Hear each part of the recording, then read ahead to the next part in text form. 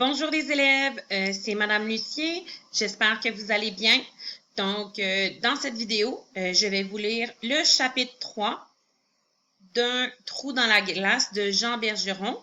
Donc, juste avant, on va se rappeler ce qui s'est passé. Donc, on se souvient, Simon, son père est venu le chercher pour une randonnée dans le nord. Donc, ils s'en vont voyager. Puis, il y a la copine de son papa qui se joint à eux. Donc, on se souvient aussi que ses parents sont séparés. Puis que eux, ben, ils s'en vont, ils prennent l'avion, son frère, sa sœur et sa mère pour rendre visite à leur tante. Puis, leurs grands-parents vont être aussi là-bas. Donc, je vais commencer la lecture du chapitre 3. L'antre du chasseur. Un changement dans l'allure du véhicule tire Simon de son sommeil. « On est arrivé? » demande-t-il d'une voix endormie. Il est bientôt 4 heures et il fait encore clair. À la mi-mars, les journées sont déjà plus longues. Pas tout à fait, mais on entre dans le bois. En effet, la route devient plus sauvage et glissante et étroite. Étroite, ça veut dire plus petite. Maude a la situation bien en main et compense adroitement les inévitables dérapages dans les virages serrés. Simon aime cette conduite sportive. Max lui conseille de rouler un peu moins vite, car il est toujours possible de croiser un mastodonte transportant un chargement de bois. Mais il y a à peine de la place pour passer, s'inquiète Simon. Donc, ça veut donc dire s'il s'inquiète, avec la place qu'il y a sur la route, ça veut dire que vraiment la route, elle est très petite. Mais il y a un moulin assis sur le chemin et les camions peuvent sortir à tout moment. Prends ici à gauche, lance-t-il à l'intention de Maude. Pollux sent les odeurs de la forêt et il gémit d'excitation. Simon entr'ouvre aussitôt la fenêtre pour lui permettre de mieux goûter l'air vif et froid.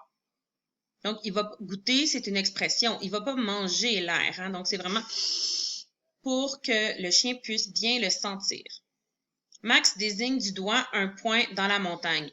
C'est exactement là que j'ai eu mon chevreuil. Donc, ça veut donc dire que c'est là qu'il a chassé, qu'il a réussi à chasser un chevreuil.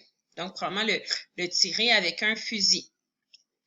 Environ aux 2/3 de la montagne, juste en haut de la surface enneigée, et ça, c'est la maison du frère de Hervé. Au bout de la ligne électrique, on est arrivé.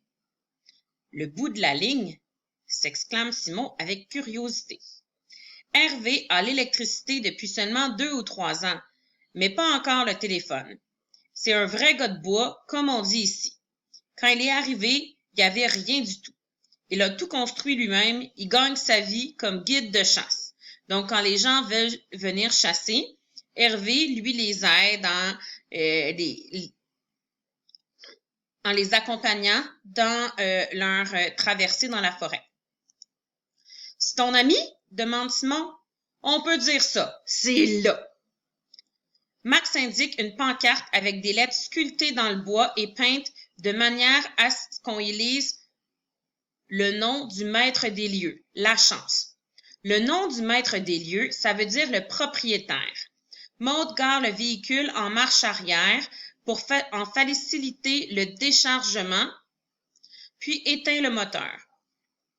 Le métal qui refroidit sous le capot laisse échapper de petits crépitements comme des gouttes d'eau tombant ici et là sur un toit de tôle. Ça veut donc dire que la neige fond. Donc, parce que un toit de tôle, un toit, ben, c'est the roof, je ne me trompe pas en anglais, du toit. Donc, l'eau, la neige fond, donc il y a de l'eau qui coule du toit. Hervé fait son apparition en chemise de corps dans le cadre de la porte.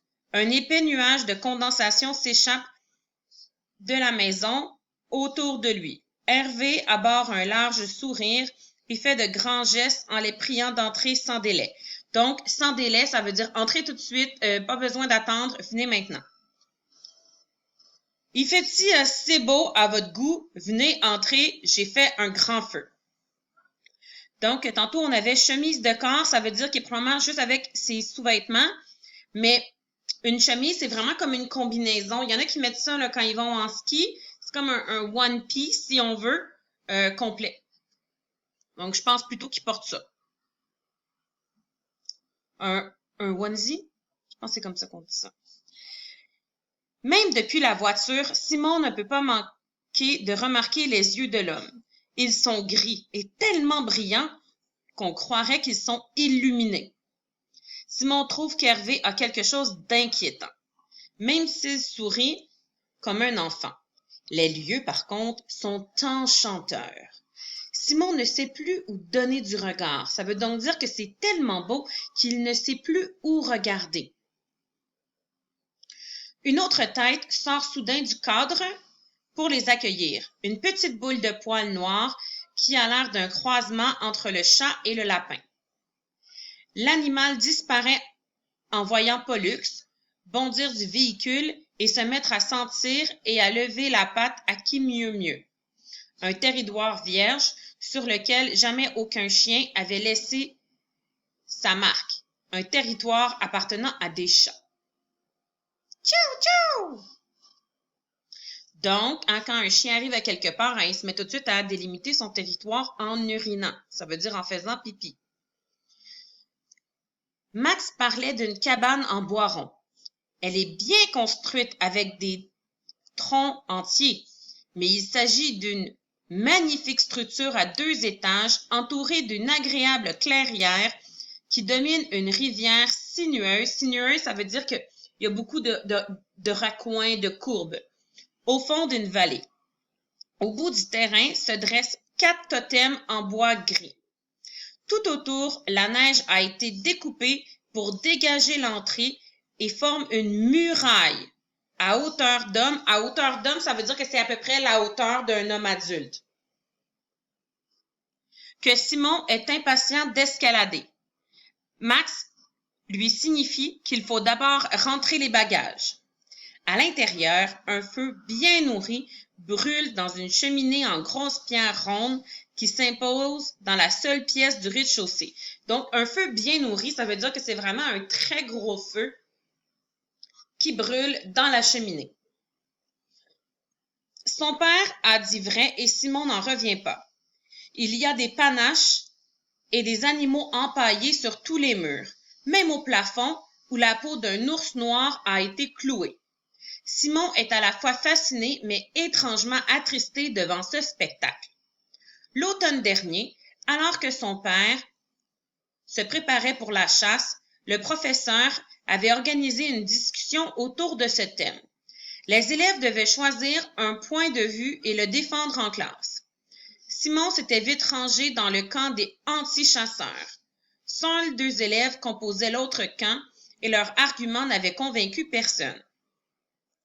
Simon défendait l'idée que les humains n'avaient plus aujourd'hui à chasser pour assurer leur subsistance et que de plus, les armes à feu étaient dangereuses. Simon en avait discuté avec son père et ce dernier, tout en respectant ses opinions, lui avait rappelé qu'il n'est pas plus cruel d'aller chercher sa viande dans le bois que de l'acheter au supermarché. Ce n'est pas du plastique, ce qu'il y a dans les emballages blancs du boucher, avait-il dit. Quant aux armes à feu, Max avait affirmé que tout était une question de sécurité. Une cironde branchée et laissée sans surveillance n'est-elle pas aussi dangereuse qu'une arme à feu accessible? Simon pensait avoir compris ce que son père avait tenté de lui dire à l'époque, mais ses sentiments étaient demeurés les mêmes. Donc, ça veut dire qu'il était encore anti-chasse, malgré ce que son père lui avait dit. Il ne pouvait pas mettre le doigt dessus, mais il avait l'impression qu'il n'avait pas fait le tour de la question. Donc, pas avoir fait le tour de la question, ça veut dire qu'il n'avait pas terminé d'en parler.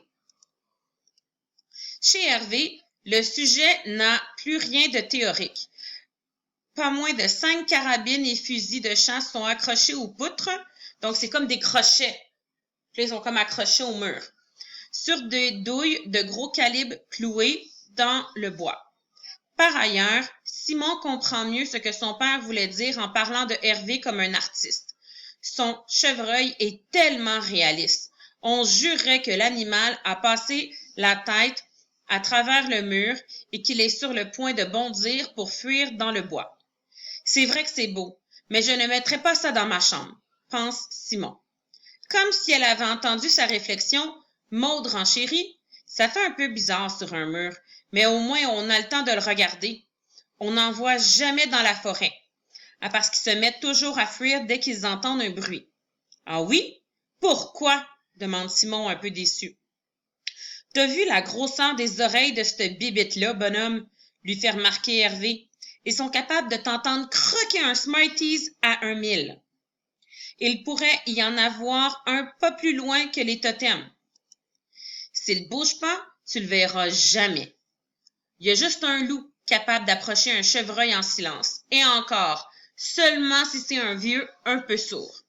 Il y a des loups ici? Demande Simon, incrédule, ça veut dire qu'il y croit pas.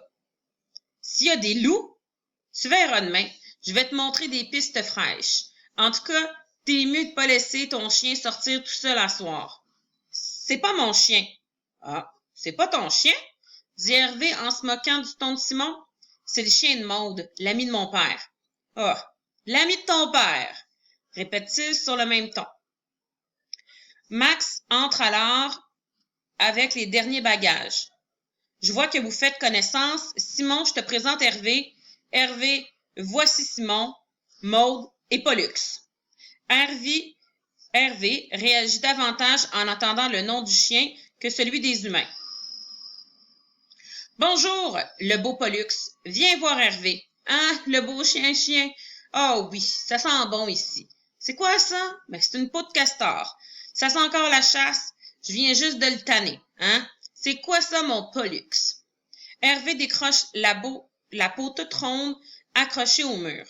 Le chien est un peu méfiant, mais se fourre la truffe c'est le nez, dans le poil épais et fait passer l'air bruyamment par ses narines.